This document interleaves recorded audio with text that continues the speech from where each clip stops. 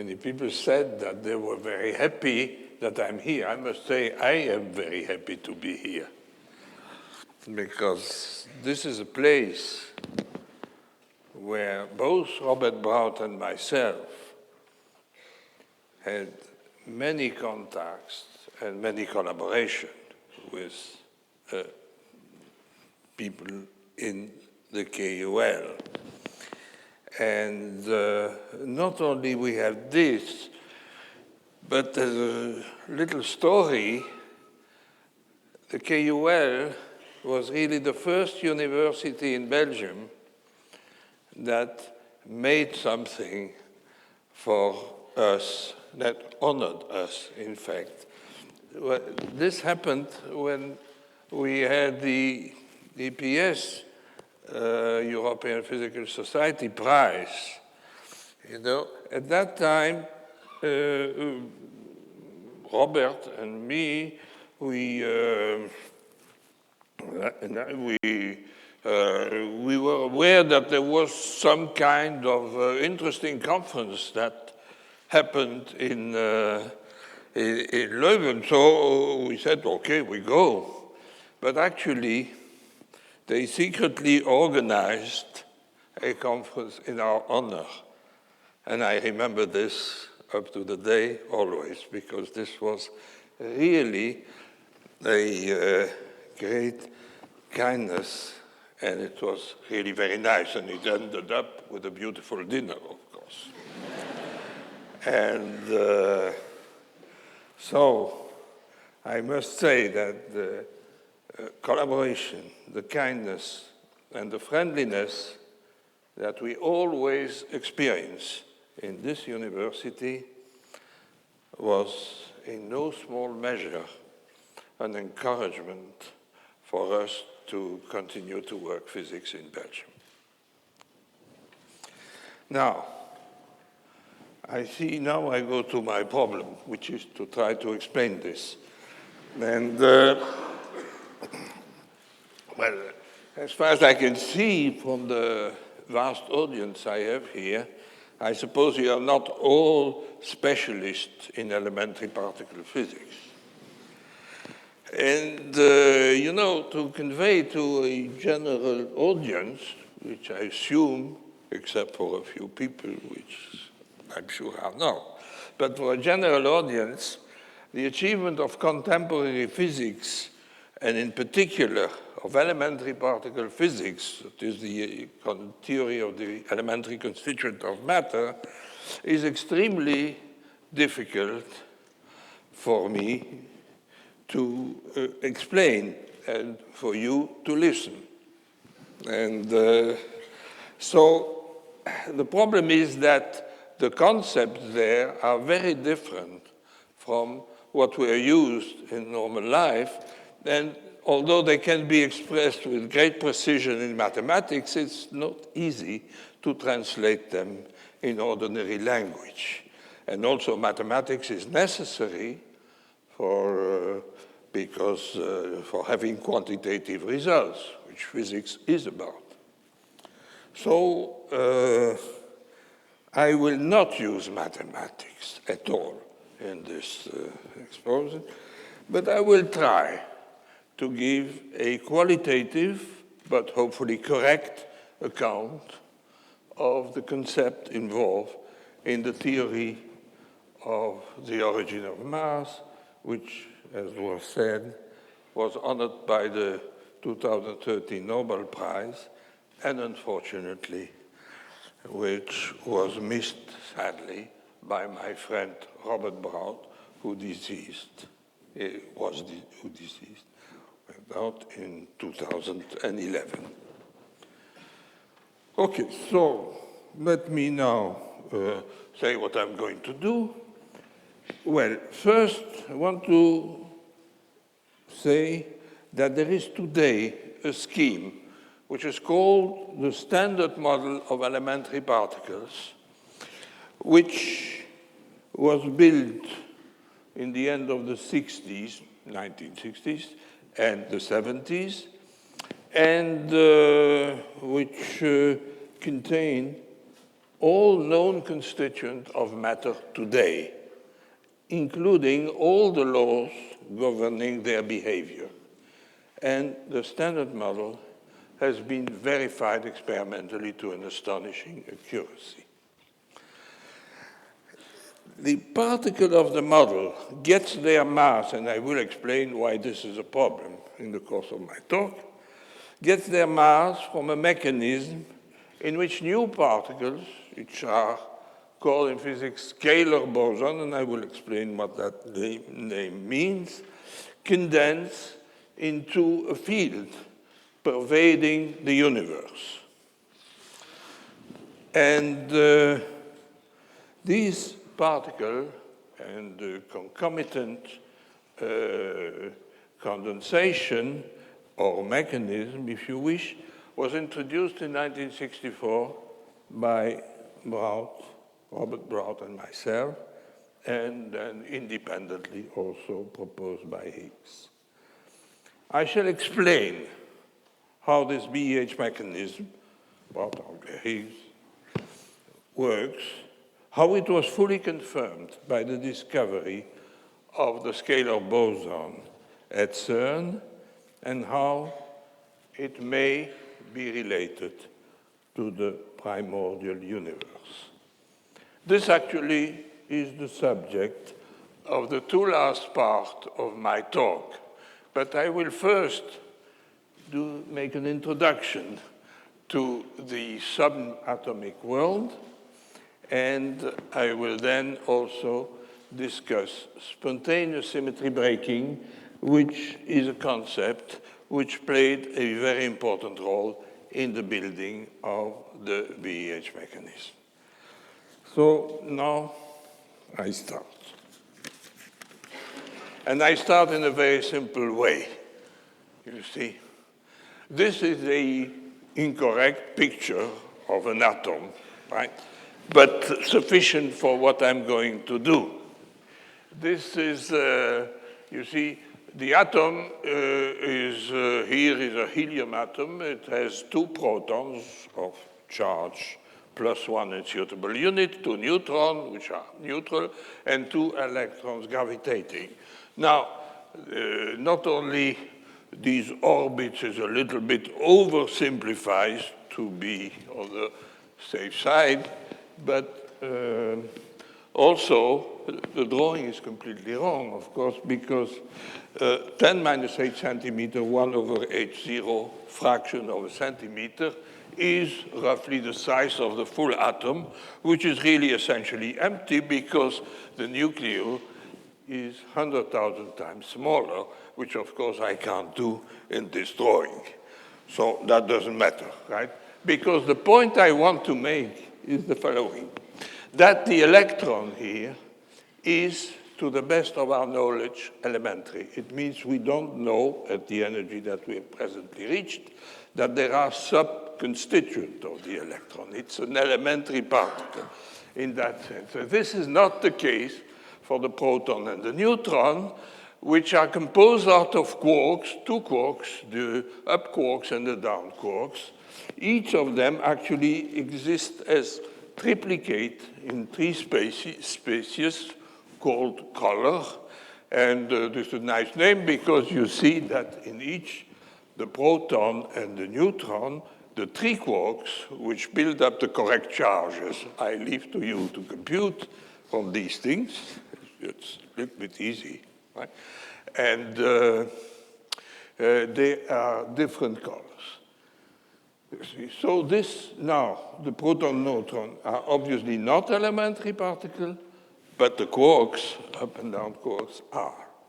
Now, to study the properties of the quarks and the electron and other elementary particles, which I shall list in a moment, then we need to know a little bit about relativity and quantum mechanics, right? So now course on relativity.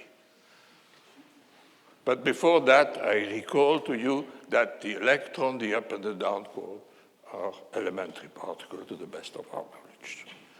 So, okay, lesson of relativity. Well, what you have to know is that c is the maximum velocity of a propagation of a signal. That means that any signal cannot propagate faster than the velocity of light, which is labeled here by c.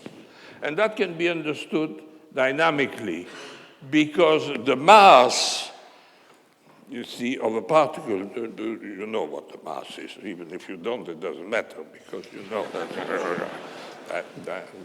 this doesn't have a big mass, but I have, and to some extent, yeah? Yeah. Now, the mass of a particle, whose mass, when it is at rest, is m0, increases with the velocity of light to such amount that when you approach the velocity of light, it increases indefinitely. In other words, you can't arrive to the velocity of light because the mass would become infinite. Now, you can express that also in terms of energy because I said I will not give mathematics, but this equation E equal mc squared is something you have already seen, right? So that is the relation of energy with the mass, but be careful. The mass in that equation is not the mass at rest, it's the mass in motion. And therefore, it's clear that if the particle has a mass at rest, m0 is different from 0, then it will never reach the velocity of light, as we already said. The energy to do that would become infinite. That's impossible. But what happens if m0 is equal to 0? You would think, well, then the mass is always 0, but be careful because we know that the velocity of light plays an important role, so we can be a little bit more careful for this, and that doing an elementary, but I don't want to do even elementary mathematics, you can easily show that if m0 is equal to 0, the particle goes always with a velocity of light. Not smaller velocity, not larger velocity, but exactly the velocity of light. And for example, the photon, which we're going to see are the constituent of the electromagnetic wave, goes always with the velocity of light.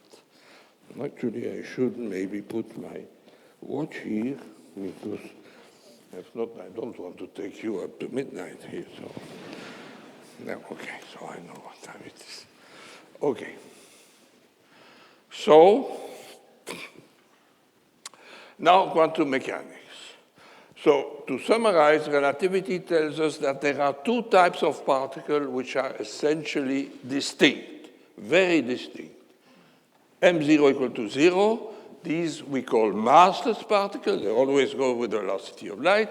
m0 different from 0, then these particles, we call them particles with mass, and they never reach the velocity of light. Okay? That's simple. Quantum mechanics. There are many ways to simplify quantum mechanics. What I'm going to do is just this, to say the world of quantum mechanics is composed of particles. Sorry for the stringish, but that is for something for later. Last transparency. And but these particles are carried by waves, which are field configuration. Field is exactly not a particle, it is something which exists in some region of space, and waves are a particular form of these field configurations, which move as a whole. As we see here, this is a schematic drawing of an electromagnetic wave in which the red arrow represents the electric field, where you see that the whole motion of the waves goes like a block in one direction and carries perpendicularly to it the electric field, which an observer at rest would see as vibrating. And the distance between these two equivalent points of this wave, called the sinusoidal wave, is called the wavelength. We'll come back to that later. Now, you can ask me, where is the particle? Well, I don't know, of course. And that is the uncertainty principle of Heisenberg, which is very important. Because you can know where the particle is if you start doing something which you know, if you made some experience with sound that exists, that you can sum waves. You can superpose different waves of different wavelengths to have a shape that is very well located in a given region. So you can know where it is, but then you don't know exactly where is the wavelength. And that is related to other measurable quantities, but I leave it like this. There is an uncertainty between the wavelengths and the position of the particle.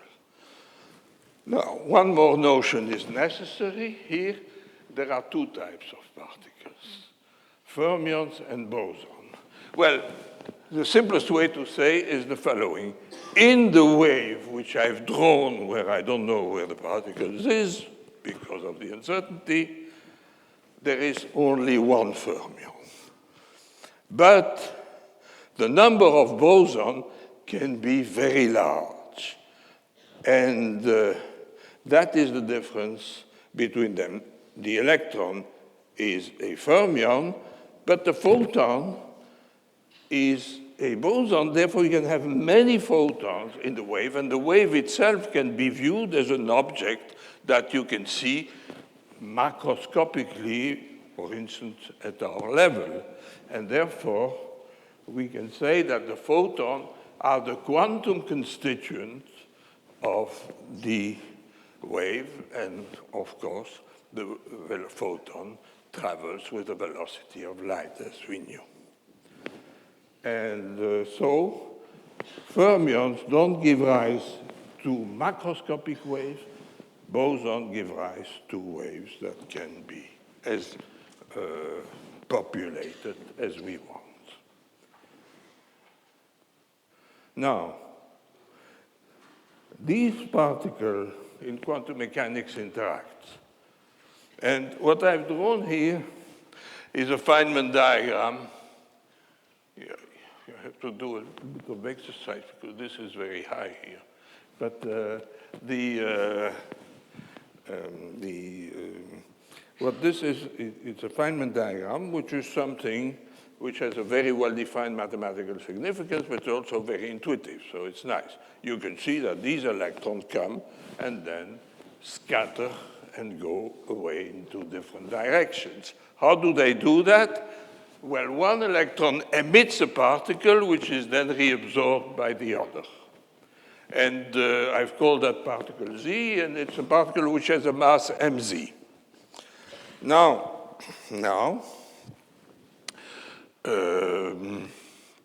when you look at this, you can see a little bit of computation, but not very much. This is totally impossible to have such a process in classical physics, because the energy when the Z is there is bigger than the energy when you have the two electrons there, and therefore energy is not conserved in that process, and classically that's forbidden.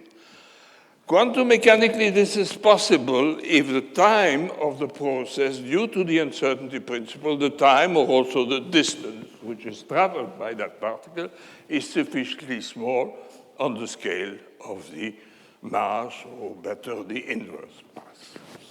And therefore, the bigger the mass, the shorter this particle can travel for this process to occur, and therefore the shorter the range in which the particle can interact.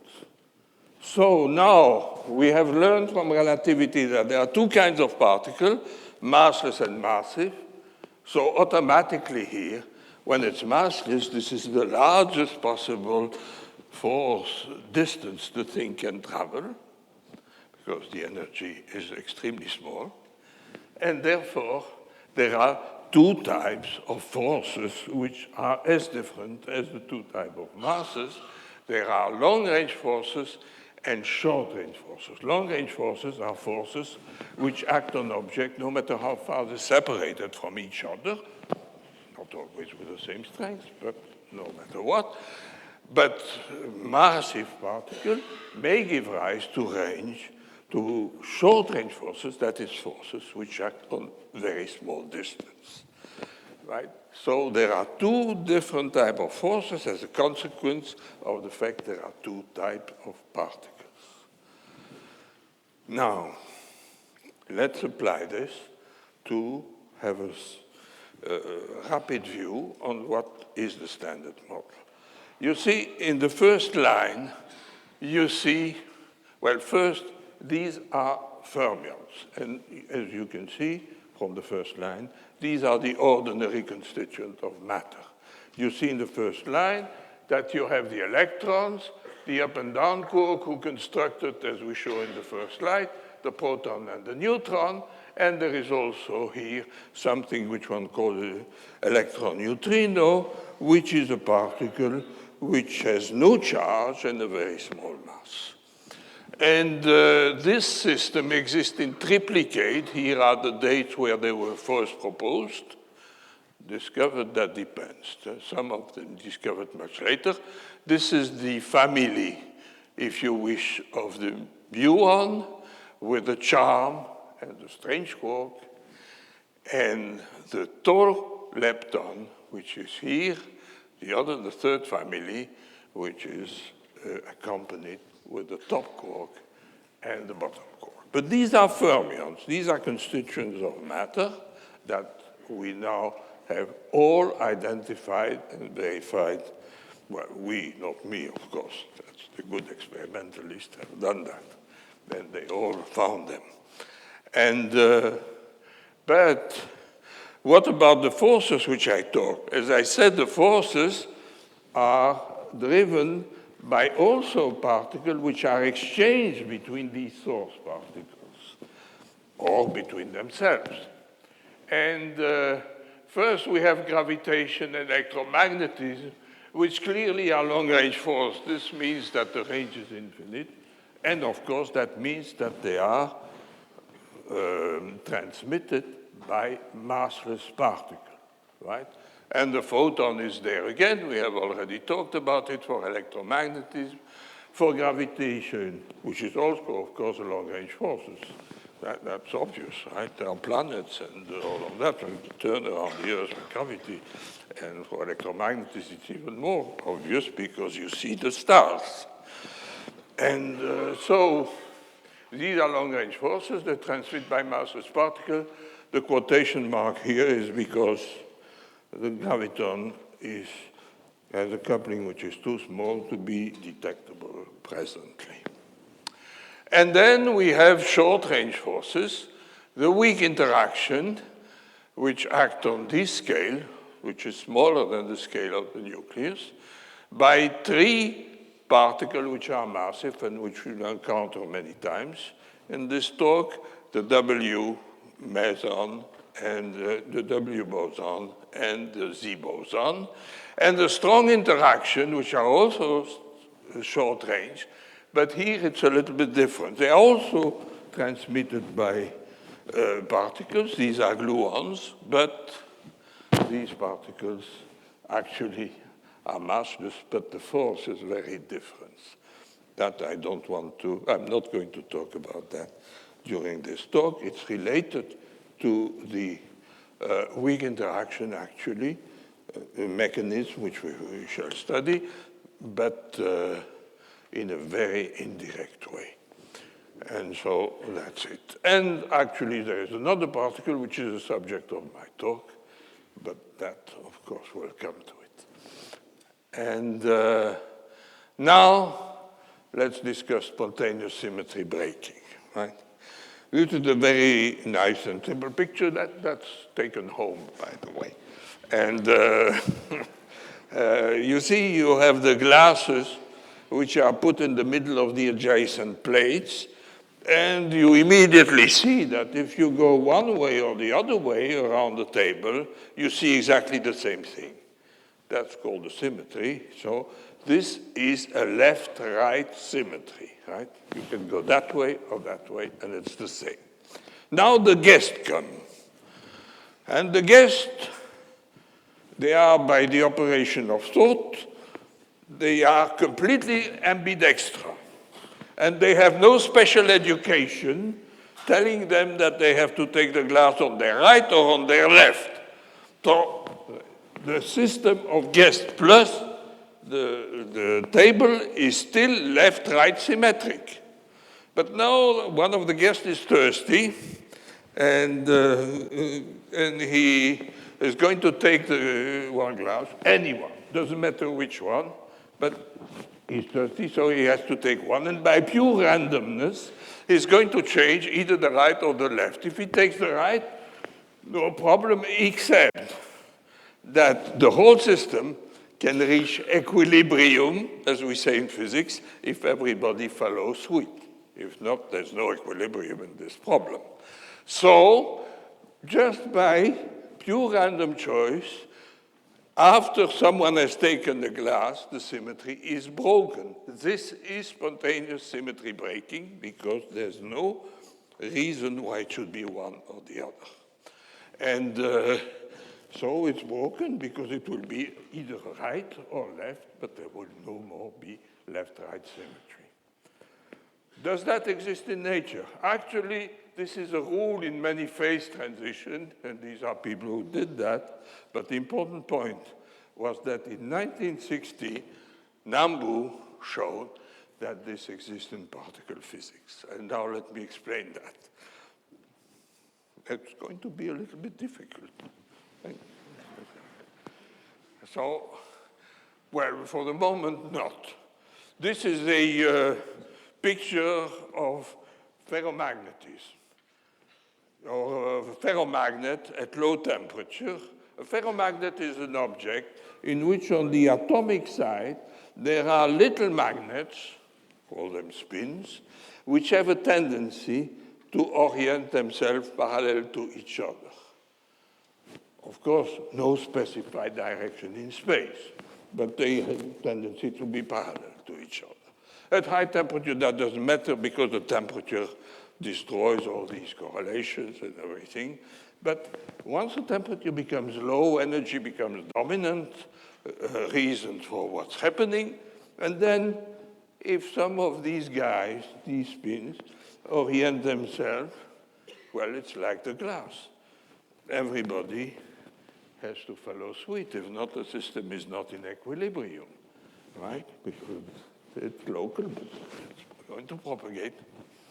So here is a spontaneous symmetry breaking of what? Well, to begin with, the system, of course, didn't have any preferred direction in space. That's called rotational symmetry or isotropy, and that is spontaneously broken at low temperature because the system orients to give rise to a magnet. That's how ferromagnetics work. That's simple. Now, hold on. Now we go to Nambu. Actually, I'm going to simplify life because I'm not going to explain Nambu's model because I don't want you to run out of the room immediately, right? And so I will take a simpler model, which is called the Goldstone model, in which there are two bosons, scalar bosons. We'll explain what that means in a second. Two scalar bosons, call them phi 1 and phi 2.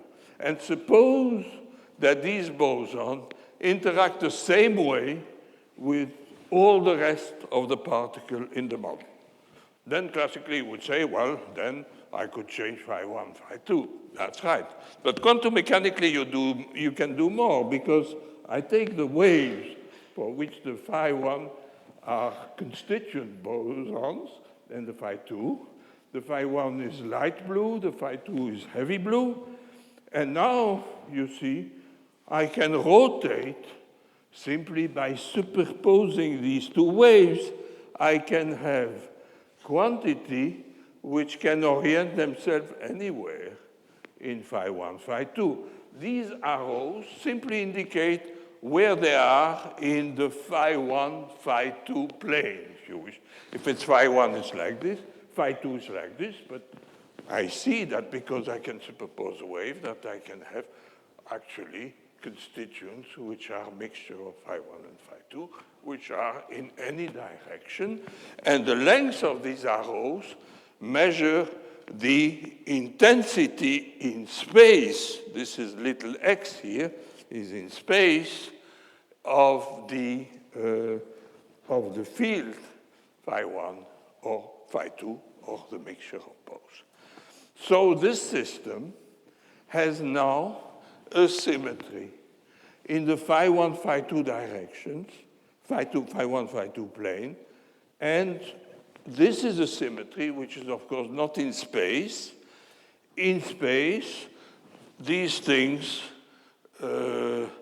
is like pressure. They don't have a specialized direction like the electric field. They just have some strength somewhere, and this could be mimicking, if you wish, waves of pressure. And, but we have two of them and any superposition, and that makes that we now have an internal symmetry in which the symmetry is the rotation in the phi1, phi2 fictitious plane, fictitious or not, but it's not in space, right? While the wave itself is propagating in space. Okay? And if you swallow that, the rest will be extremely easy. So why do I draw these arrows in blue? To remind you that this is not a polarization like the electric field. It is a direction in the internal phi1, phi2 space, but in space, this is not something which is oriented in space. Therefore, that has the name which a mathematician gives. This is a scalar wave, which means unpolarized waves. And so this is the internal rotational symmetry. Fine. You have understood everything, at least I hope, at that stage. And so now, well, now we'll see that there are properties. Because these waves here and this internal symmetry, where essentially phi1 will play, as we'll see in a second, the role of magnetization, is different from the table only by one thing. It is a continuous symmetry. We have a symmetry of rotation. That has physical consequences. Which one? Well, here I have drawn a condensate. Remember, the waves contain as quantum object the particles which are the bosons. So we have a lot of bosons. They condense all over the world here. And this is the condensation of scalar boson, which I draw here schematically, if you wish, by having red arrows. And the system, they are everywhere the same, because if not, the system will not be the lowest energy state. So there it is. Now, however, there is a consequence of spontaneous symmetry breaking. That's called the Nambu-Goldstone theorem. That's easy. Look at my hand. The first row here represents the ground state. It means the lowest energy state. But now let's suppose I turn a little bit, half of the blue spins, if you wish, these things, in the phi1, phi2 direction. So these, of course, will cost energy. This is not a symmetry of the problem. But it can't cost very much energy, because if I would rotate all of them, I would just change the global orientation as the global magnetization can be changed. That costs no energy whatsoever. So that costs only a little bit. Now I can do this, and I can construct a wave. And that wave, going backwards, you see that when I go to small wavelength to large wavelength, in the limit of large wavelength, it costs no energy at all. Therefore, the constituents of these waves, which are the scalar bosons, these constituents can reach zero energy. And that's only possible if they have no rest mass. Therefore, these are massless particles. This is the Nambu-Goldstone theorem. Tells me that the continuous spontaneous symmetry breaking implies the existence of massless particles. This is a proof, right, which is here, without mathematics. But of course, you can have something else. You can have also a wave where you change the strength of these pressure, if you wish, of the thing in the direction of the condensate. You modify the continuous of the condensate. But that depends on the volume. There's no symmetry that can help you to say that this is no mass. So these are massive modes. In other words, the constituents are massive scalar bosons. So to summarize, the symmetry is broken by the condensate, which is the first thing, and that has a consequence that small variation, which are rotation, so rotating phi 1 is in the direction phi 2, so we wrote, these are called massless Nambu-Goldstone boson, little phi 2, if you wish, and if we just modify the condensation locally, that gives phi 1 boson, and that just measures by the mass the difficulty of changing the condensation. In other words, measure the rigidity of the condensate. Right? Now you have understood everything, I hope. And now we can ready to study the BH mechanism. Unfortunately, there's one new notion that is necessary to get. The BEH mechanism is nothing else than the consequence of spontaneous symmetry breaking when the symmetry, the internal symmetry, is local and not global. What does that mean? Well, you see, suppose I have I take here three blue arrows, and suppose they are oriented all in the phi 1 direction.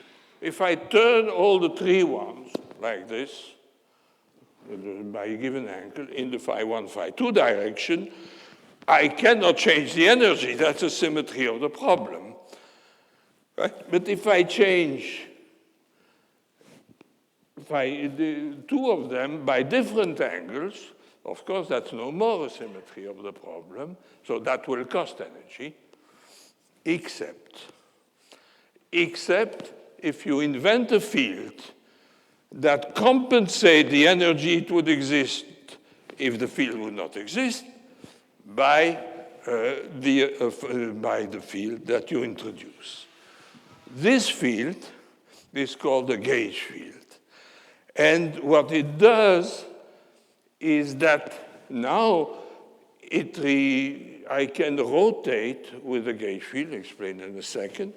The gauge field is something that compensates the energy that it would cost if it would not be there. And the gauge field, which is there, you see, that is something which should have some red arrows. It should vibrate in space. Why? Because here I've drawn the behavior in the direction which I called X. I'm sorry, I pushed on the wrong button here, but that doesn't matter. Yeah, I go on. It's okay. Here it's in the direction X, and but therefore I need to have some direction in X of this field to compensate for the difference of angle between these things. And the gauge field, therefore, is now in the X. So you would think that that gauge field, which makes that it doesn't cost any energy to do that in anything, should have three different polarization in all the three directions of space, right? And if that's true, then that gauge field would render the symmetry, which was global because I could rotate all of them by the same angle at any point of space, it would become local because I could now rotate any of them in different directions. In other words, I can turn any of them that way. Now there is an additional problem, and you can ask, why do we want to do such horrible things? I'll tell you in a moment. It appears to have three polarization, like the electromagnetic field. But the electromagnetic field is composed of particles which are massless, and actually can show that any gauge field that renders a global symmetry local is a gauge field whose quantum constituents are massless. And we have seen that the polarization for the electric field, direction of the polarization where the electric field is perpendicular to the direction of motion. So it is transverse to the motion. And that, again, is a general property of gauge field. I'm not going to prove this. You have to accept this, right?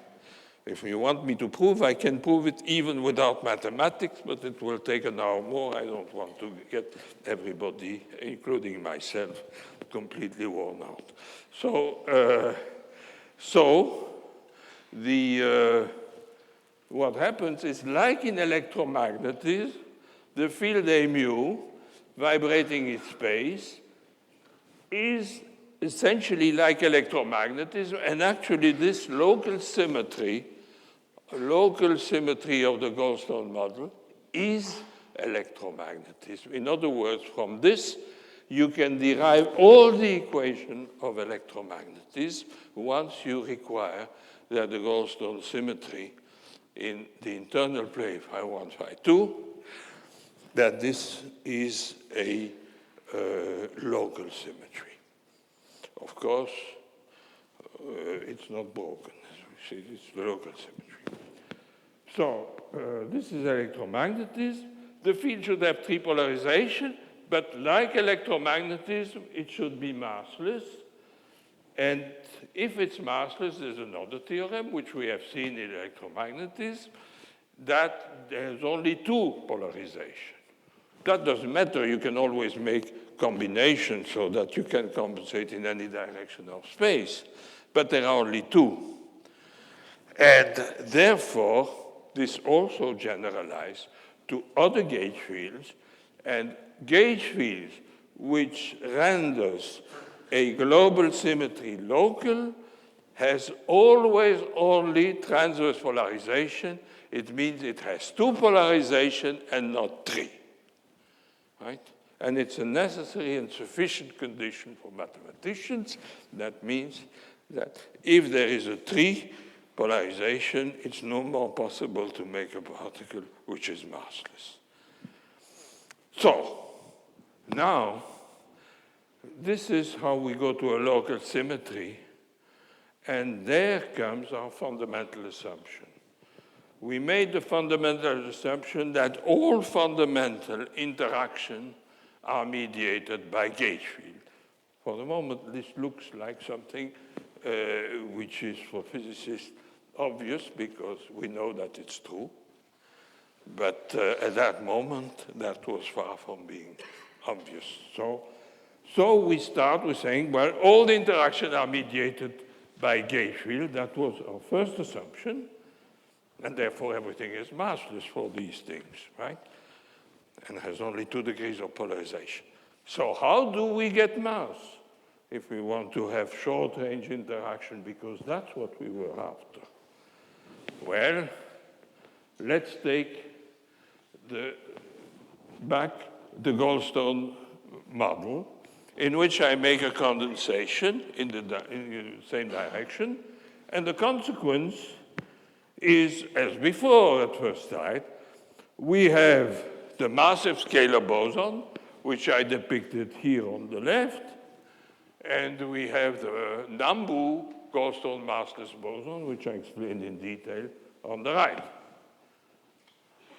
But there is a mistake, because now I have a local symmetry. And then I have a mistake, and I will not take your time by asking who has found it. Of course, not the physicist, please. but someone can find where is the mistake. I'm not sure that I will have, but yes, I once gave a talk of a similar nature, and someone found the answer. That was, well, I'll give the answer. It's obvious, once you understand it, as usual, it's obvious that there can't be any massless boson. Why? Because I have a local symmetry, which means that because of the gauge field, I can rotate independently any of these blue arrows in the phi 1, phi 2 direction. So my whole argument here to have massless boson goes away, because all these configuration I have here are strictly zero mass, because I have a symmetry. So I don't have an excitation, I have just a redundant description of the vacuum. All these things are purely equivalent to each other. They are the same.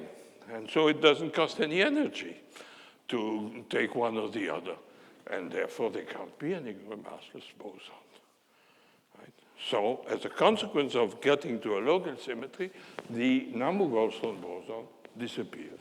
Actually, there have been proofs of this already in 1964, because this became fictitious proof given by these people, but then are not based for some reason on this simple argument, and for some reason this simple argument was put into a rigid mathematic formulation only, at my knowledge, more than 10 years after, by Elitzur. And in 1975. We had it, but only roughly and not in a clear way. And but once you realize it, it is a triviality. Once your local symmetry cannot have a Goldstone boson. Now something is wrong again. That's good. Because if something is wrong, there's a way to correct it, perhaps. There's something wrong because we started with two types of degrees of freedom, the one corresponding to the variation in the phi 1 direction and the other in the phi 2. But one of them has disappeared. Now things can't disappear like that. That's impossible. Now it can't disappear. Where can it go? Well, the only thing that we have introduced to get this is the local symmetry, which is induced by the gauge field. And therefore, it has to be absorbed by the gauge field. But how can it be absorbed by the gauge field? Remember that the gauge field had two polarization. Well, the only way is clear. It has to get the third polarization. So we get the third polarization. But if we had the third polarization, it has acquired mass, because if not, it would have only two. And therefore, we see that because of the fact that there are no Goldstone bosons, it is absorbed in the gauge field and requires a longitudinal polarization, and this longitudinal polarization implies that it has mass, and from the first drawing I showed in the beginning of my talk, it means that I have now short range forces, right, from gauge fields. Now, this is essentially the mechanism, and it can be generalized, I will say in a moment. So this is the mechanism by which you get from long-range forces, short-range forces, by going from global symmetry to a local symmetry, and inventing a condensation of the Goldstone type of scalar fields. Now, this man would say that I've been a little bit too far, because this is Einstein, in case you don't recognize it. And where Einstein said something which I think is maybe relevant, you see, NBC should be as simpler than as possible, but not more. Right? And I think what I've done is a little bit too more. Maybe you don't find it simple, but it's a little bit too simple, because there's some mathematics, and actually mathematics can be done, and I will not do it, just a result. You do Feynman diagrams, and Feynman diagrams here, I will not explain them. The mu is a gauge field, but it interacts with this object here, which is nothing else than the condensate. This is a way to write the condensate of the phi 1, and interact with this, and the result, once you draw the machinery of field theory, is that it acquires a mass which is proportional to the coupling of the field and to the condensate. And this is for the simplest case in which if there would be no spontaneous symmetry breaking, there would just be electromagnetism. But there are more complicated cases where you can take symmetries which are more complicated, and then you get a formula which is more complicated, of course. But that formula I'm not going to explain, except that that formula shows actually, when you look at it, not here, of course, detail, that some of the particles can get mass and some cannot, and some not. In other words, you now have particles which transfer long-range forces, some short-range forces the same. And it's not difficult to understand. Why? Because there are now many Goldstone bosons, but there's no reason for general symmetries that the number of Goldstone bosons is the same as the number of gauge fields. And if there is a difference, some of them acquire mass and some don't. So the important point is that you have now long-range and short-range forces, which are both possible. And now, actually, fermions, if they are massless, have also a symmetry. And we'll see in a second why this is important. Actually, the symmetry, I'm not going to explain why in detail, of course, but massless fermions essentially are composed of two particles which do not interact, which are called left and right neutrinos, if you wish. That's the name. So there is some similarity with the Goldstone boson, but for fermion, with the Goldstone model, but for fermion. And we can break the symmetry by the condensate, and then they can become massive, and like in the Goldstone model. And then there's a problem. Actually, this is the model which was studied by Nambu before the BEH mechanism, because it can be done with global symmetry. And he didn't use a scalar condensate, but that's something which is not very important. And the problem is then that this could have Goldstone boson, which have not been observed. Nambu Goldstone boson, massless particle, not been observed. But it's automatically taken care of if we have the BEH mechanism, because they can now generate fermion mass, and where they can interact now consistently, both with short-range and long-range forces, which are gauge fields, which are partially broken or completely broken, in which case they would all be short-range. This is the general structure. And now the last point. Of course, I did the fate of the Nambu-Goldstone boson, which essentially explained the mechanism. What's the fate of the massive gauge boson? Well, nothing essentially, because that has nothing to do with the symmetry. It's just stretching the field. That has nothing to do with the symmetry. So the massive scalar boson is the same as before, except that it generally acquires a new name. But that's the only thing, but it's the same as the one we had before. It's written by H generally, and yeah, sometimes it's called the Higgs boson. You may have heard that. And well, if it's a put name, I put already the correct one, but it doesn't matter. But that's not important. But the point is that that is the same as the one that we have in the Goldstone model. However, it also can decay because it is interacting with the gauge fields. That is in more. It's a little bit over the classical theory. But that can exist, of course.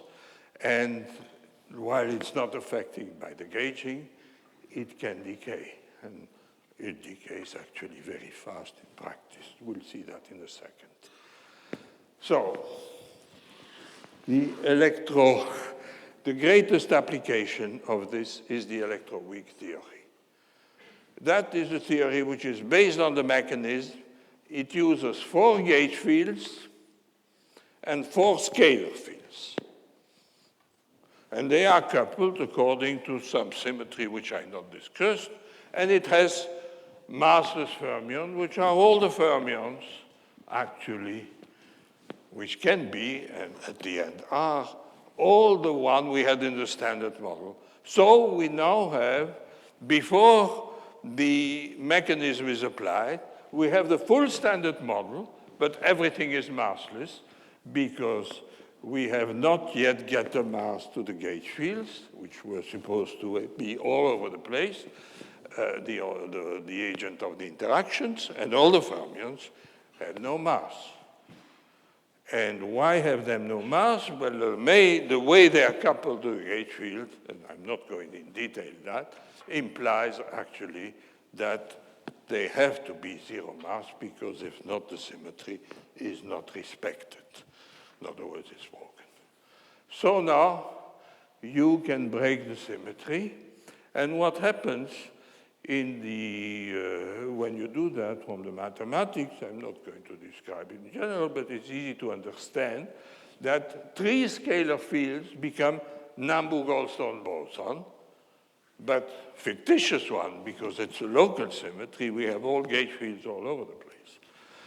And so 3 scalar fields become Nambu-Goldstone boson, and so only one massive scale, or one scalar boson remain, and this one can condense and give rise to the massive scalar boson, which correspond to the condensation fluctuation as before.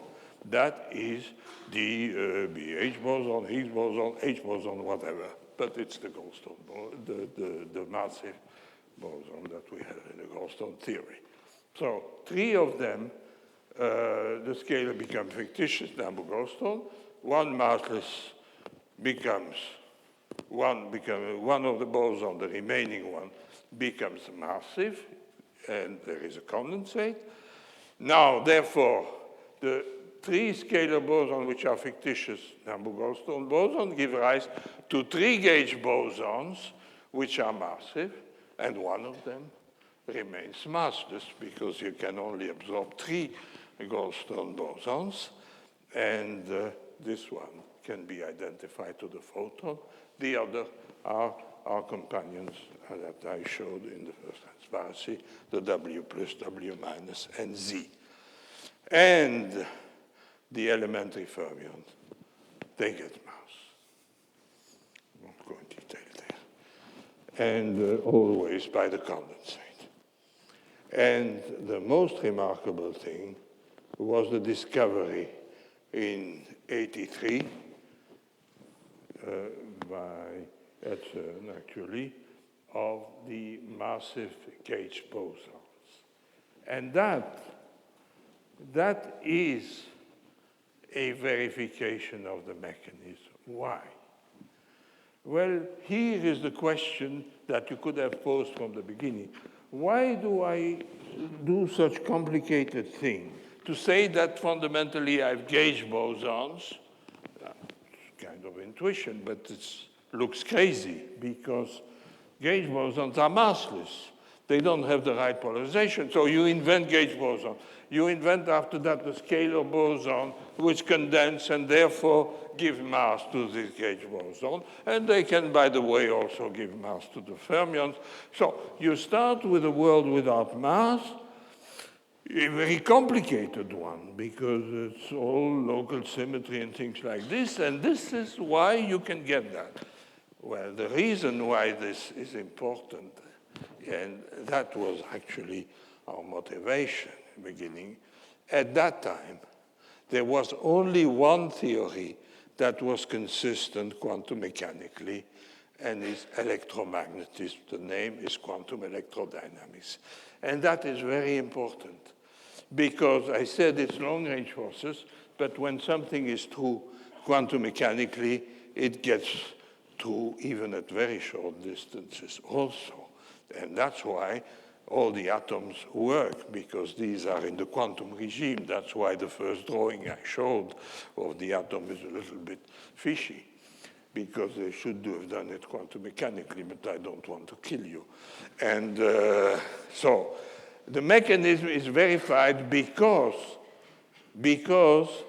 the massive gauge boson which I found can be computed, including all quantum corrections.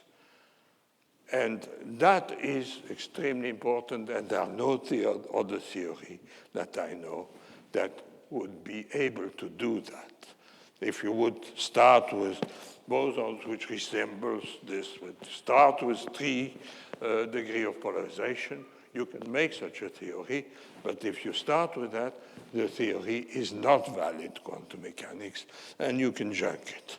So this is why this is, in a sense, an indirect verification of the mechanism of this.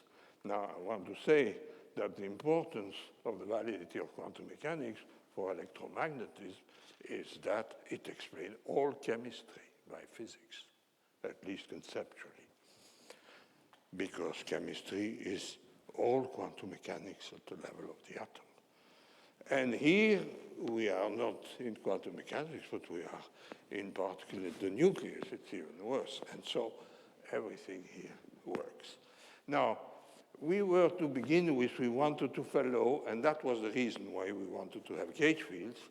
We want to follow electrodynamics in detail. And actually, in 1967, we were pretty convinced, and we said that at the Solvay conference, explained why, this had to be a renormalizable theory. But to prove it, we didn't have a proof. We had some arguments, but not a proof, and the proof is something very tricky and very complicated, and that was done by 't Hooft and Veltman, and that makes the mathematics of the theory completely right, and that's why it can predict sorting, and the wonderful thing is that all the predictions are verified. Now, this is an indirect verification, because a direct verification would involve finding this boson, these massive scalar boson. That has been done, as you know, at CERN. And here's a picture, of course, of what happens at CERN. Well, it's a bit too low, so it's okay. I'm at the end, nearly. And this is just a schematic picture of the collider, the LHC, where this describes a circular collider, or a tunnel, if you wish, which is under the ground, which has 27 kilometers length, and in which 2 beams of protons, which are the nuclei of the hydrogen atom, 2 beams of protons circle in opposite direction. At some points, and for the study of the BH boson, this was at opposite point in this circumference. They are put together and collide. And there are many collisions, right? Not 1 or 2 per second. I mean, something like 600 million collisions per second, essentially. And this thing, of course, the energy that's there makes that these beams go with the velocity of light. So 1 second, they circle these 27 kilometers, something like 10,000 times. So all of this, you have to realize that poses problems in informatics, which are not trivial, to keep track of all these results. Now inside it looks like this. These are electromagnets, which is superconductor electromagnet, which are frozen by liquid, by superfluid liquids to make them not to heat too much, and these magnets orient the direction of the circular beams. And just not giving detailed things, as I say, there are two of them. This circle goes beyond the Swiss-French border, and at one end of a diameter, there is the Atlas detector. This is a picture just to show you the size this modern cathedral has. And there you detect it. And the other is in France. It's called CMS. And it's a little bit smaller, but it's not that small. It's very beautiful, by the way. And these have both detected. How do they detect it? Well, the scalar boson does not live very long. Actually, it lives something like, something like 10,000 of a billion of a second. So that's not very much, 10 times 22. And but then it decays, and the decays are predicted by the standard model. So you can verify at the same time the existence of the boson and the existence of the standard model, and the validity of the standard model. And here is a nice curve in which you measure the decay, but not only of the decay. Essentially, you have the two protons which collide, and then you see to what extent they give rise to either to four particles which are two neutral on the average, means that there must be two electron negative and electron positive, which is the antimatter of the electron negative, or mu minus and mu plus of the mu mesons. And you look at that, and many of them, of course, are not due to the scalar boson. These are represented in blue, and these check, as you will see, the standard model. But at some point, if you assume, you will see that there is something which is not predicted if you don't include the effect of the boson. So you do every computation without including the boson, and you see an error developing, which you check, is the boson. So here it is how it appears when you do things.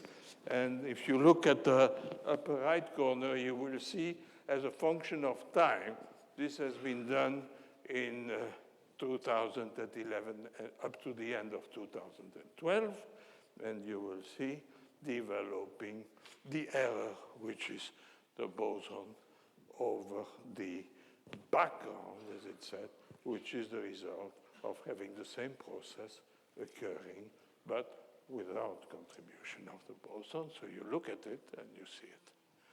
And you see this red thing is the scalar boson. Of course, you have also to measure all type of decays, and this is done. And on the average, you see that you have the Z is the W contributing, the gamma is the photons, and the tau leptons, and the bottom quarks. I mean, you have all kinds of things, and all of that is consistent with the standard model all over the place, with some error bars which may indicate, not sure, that there are things that has not yet been taken into account, which goes beyond the standard model. That's possible, but it's not sure. But the important point is that a very great news is that nothing else has been discovered at CERN. That is not good for money for CERN, but it's very good for physics, because that means that something very important is happening. that this happens without anything around. It's an indication that the scalar boson could be, at least is at the present level of our understanding, an elementary particle. And that's a magnificent result if it's true. But you still have to check what happens at higher energy. So now I want, for my last transparency, to have a short view of everything we don't know. Right? And, well, at low energy, that is the energy which we have seen. The energy goes up to, let's say, 1,000 times the mass, well, more than that.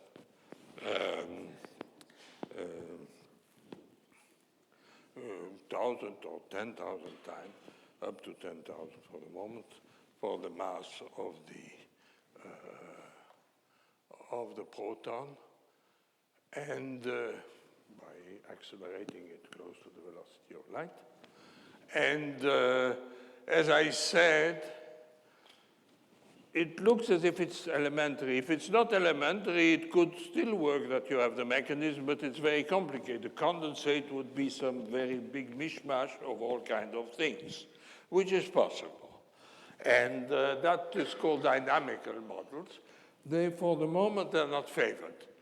And that has the consequence that maybe the energy that we have not seen are emptier than what you would perhaps thought in the beginning, right? And, but if it's elementary or looks elementary, there are things that are not very nice, and I'm not going to say exactly what, because it's more a question of aesthetics, meaning simplicity in a sense, that it's not good to have a scalar boson. I'm not explaining why, because anyway the arguments are in general not stated correctly. And so one may have avoid these difficulties, if there are difficulties, by having supersymmetry, which essentially doubles the number of particles.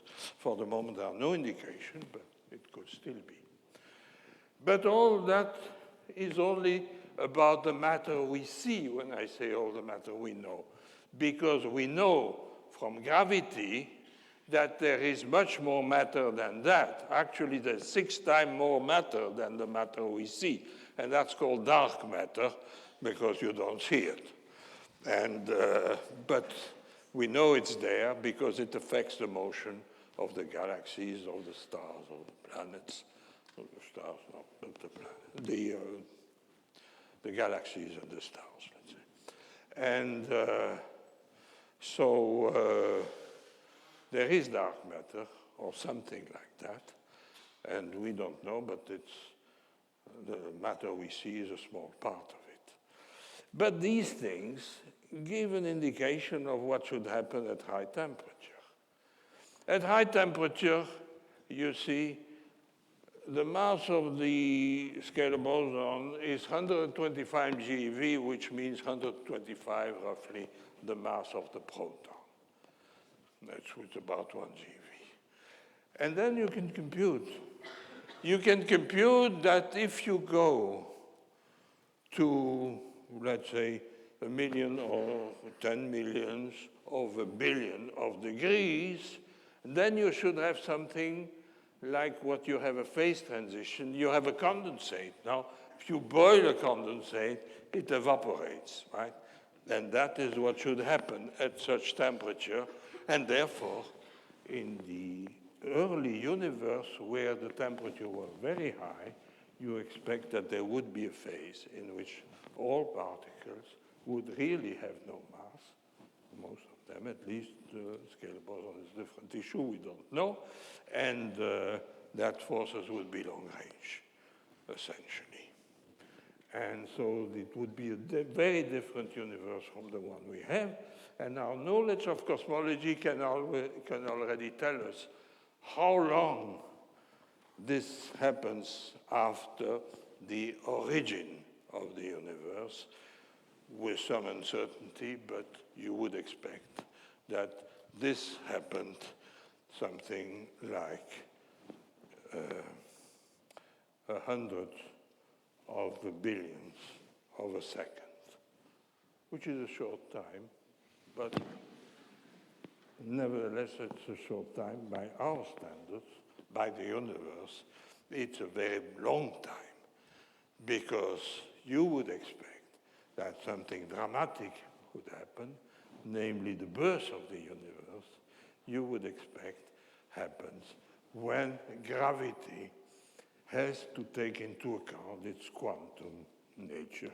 And that doesn't exist except for those who really believe that it's solved by string theory. But string theory is perhaps the way to solve quantum gravity, but it's not yet, in my opinion, done. And so this would happen actually at times which would be very, very earlier than that. And, but it's important to know that quantum gravity is something that should exist in a sense, and the fact that it doesn't exist is a logical contradiction in the structure of the theory presently of physics. And as a friend of mine, Akira Aronoff, said, there's no such thing as a small conceptual mistake. And so we don't know what will happen the way when it will be solved, but we have already an indication that it has an effect at all scales. Because I said that the matter that we see is a very small part. But actually, if we take all the energy of the universe, and there is some part which is not really interpretable in terms of ordinary particles, which is what's called a dark energy, which is something that makes gravity repulsive and which has been checked recently, that's in 10 years ago, about, to exist. And the dark energy makes that this constitutes 70% of the energy of the universe. And that, I think, cannot be explained without quantum gravity. I'm ready to discuss that with any physicist who wants to discuss that. That has to be explained by quantum gravity. But of course, where quantum gravity is important is if we want to get the birth of the universe and its original expansion, which everybody believes now to be exponential. Not everybody, but many people. And which we suggested, that is about myself and Günstig in 78, that the universe should come from a quantum fluctuations, and this quantum fluctuation clearly has to be explained in terms of gravity. And then it also gives what's called inflation, which is the original rapid expansion of the universe, as one believes it is, as I said. Now, it may seem very strange that such a very small quantum effect could give rise to the big universe, but that's an indication of which this business of temperature is already a first indication that the small infinity, as one say, of particles and the large infinity of the universe are just two different manifestations of one and the same thing, which probably is embedded in a correct theory of quantum gravity. And the very fact that classical big effects like the universe can arise of quantum fluctuation is borne out by the fact that we now have indication very seriously, both experimental and theoretical, that all the structure of the universe, the galaxies, and all of these are built out of original quantum fluctuation, which essentially have been detected, at least in their evolution.